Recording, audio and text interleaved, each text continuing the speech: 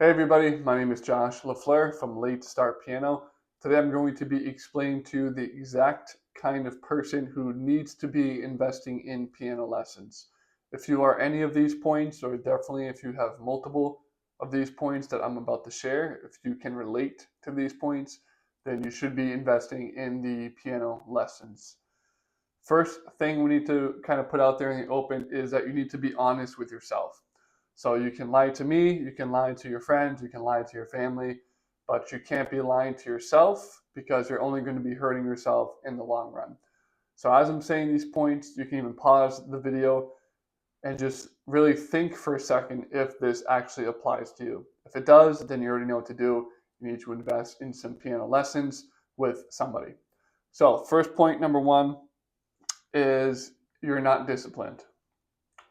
So if you're the kind of person who you're playing the piano and then you have your schedule laid out, you tell yourself that you're going to practice 4 days a week for 20 minutes a day, and then every week you practice 3 days a week, sometimes you practice 2 days a week, sometimes you practice for 4 days, but it's only 10 minutes per day, sometimes you practice 5 days for 10 minutes a day, you're just not disciplined in what you're doing. You tell yourself that you're going to work on sight reading, you're going to work on scales, and you're going to work on some hand drills, and then maybe only do one of those. Okay, if you don't have a discipline problem, then you should be investing in teaching because they're going to help you stay disciplined. They're going to give you goalposts and markers for you to try to reach. Okay, a metronome is another good example. If you probably know you should be using a metronome in your practicing if you have any kind of musical experience or piano experience. If you're still not using a metronome, even though you know you should be, that's a discipline problem. That's where a teacher can really help you and make sure that you stay on track. Point number two is you're not consistent. So this kind of goes hand in hand with the discipline issue we just talked about. But if you're not consistent, again, you're missing days you should be practicing. You're supposed to be working on song number one on this day, song number two on this day, and you're not doing that. You're supposed to be working on some kind of scale, contrary motion, parallel motion scale, but you're not doing that. You're just not being consistent. And maybe you've told yourself, okay, new year, new me, I'm going to start really being consistent. I'm going to do exactly what I should be doing every single time. And now we are about halfway, actually literally halfway through January. And if you're starting to fall off the wagon already 2 weeks into the new year, then if you're serious about piano, you need to be investing in lessons. You need to have somebody who can actually hold you accountable. Okay. And what do I mean by hold you accountable? What I mean is that piano teachers, when you go into your lesson, they're going to say, okay, this week I want you to work on so and so. I want you to work on this song. I want you to be able to play it at 90 beats per minute. Okay, now you automatically have a goal. You have a goal set up. You need to play this song this well at 90 beats per minute within 1 week. And especially when you're paying, when you are financially invested in something, you're going to pay a lot more attention to that than if it is completely free. And when you're paying for lessons, and when you have somebody there who is expecting that you perform at this certain level within a certain time frame, you are much more motivated to do it because they're now holding you accountable. It's like for those of you who've ever served in the military, if you go to basic training and your drill sergeant says, okay, your bed needs to be made this way every single morning, no exceptions. You might get up one morning on a Sunday morning and you might say, damn, I don't really feel like making this bed, but you know that the drill sergeant is going to be coming in a half hour later, and if the bed's not made, then he's going to be held to pay, right? And that's kind of what a piano teacher does. They don't, obviously they're not like a drill sergeant in a lot of ways, but they hold you accountable like a drill sergeant would do. And that's the whole point. One of the biggest reasons to invest in a teacher is that they can hold you accountable for what you should be doing. Point number three is right now, if your learning of piano only is about watching YouTube videos, or it's only about reading books, or it's only about maybe taking a method book, actually playing through a method book, or it's only finding random sheet music online and playing that, then that's not enough. So again, just to kind of reiterate, right now, if your piano learning is only watching YouTube videos, reading books, playing through method books, or just playing through random sheet music online, that's not going to get you to where you want to be if you're serious about the piano.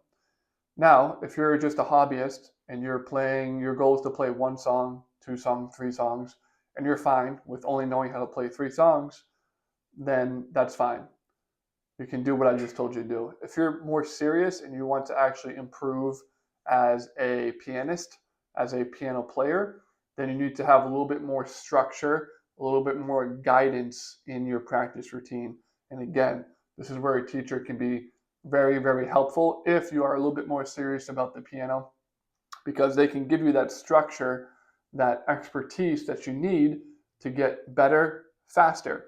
When you invest in that piano teacher, you are paying for them to get you playing a lot better in a shorter time frame. You are buying back your time when you invest in a teacher.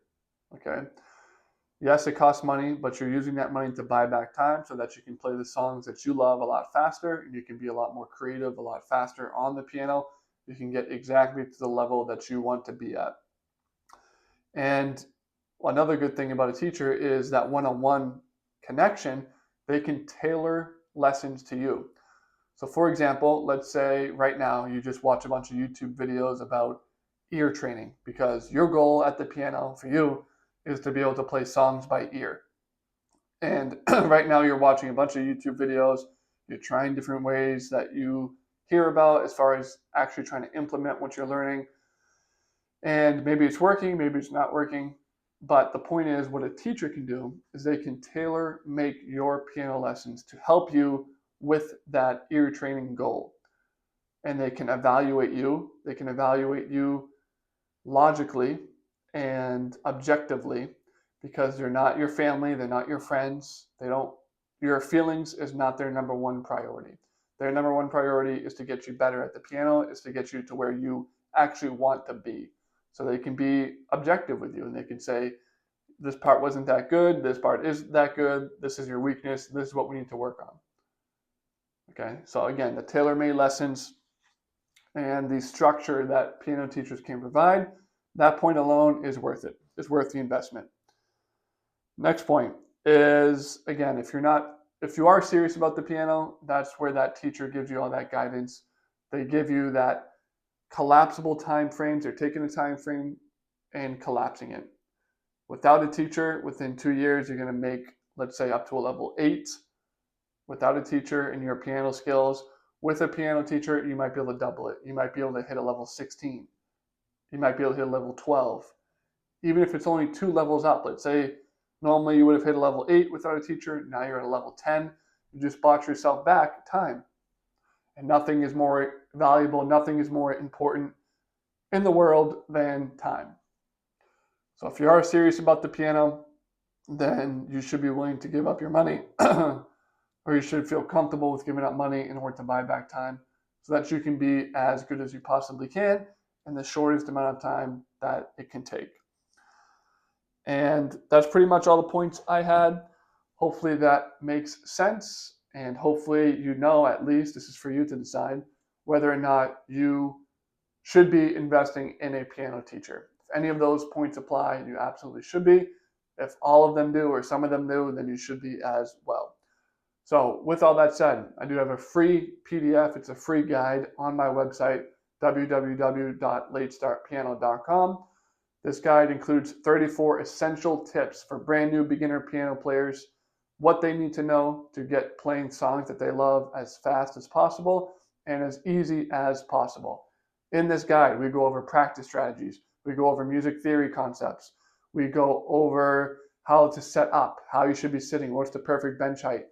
And at the end of this guide, you're going to be playing your very first song at the end. We're going to walk you through the notes about how to play it.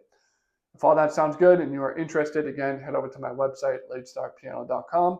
Click on that big bright purple button on that page, enter in your name and email address, and you'll have instant access to that guide. If you want to take it a step further, if this video relates to you, I am offering piano lessons right now via Zoom. If you are interested in that, go ahead and shoot me an email. It is latestartpiano@gmail.com. Again, latestartpiano@gmail.com. Shoot me an email and we'll set up a day and a time that works best for you. Happy practicing. My name is Josh with Late Start Piano.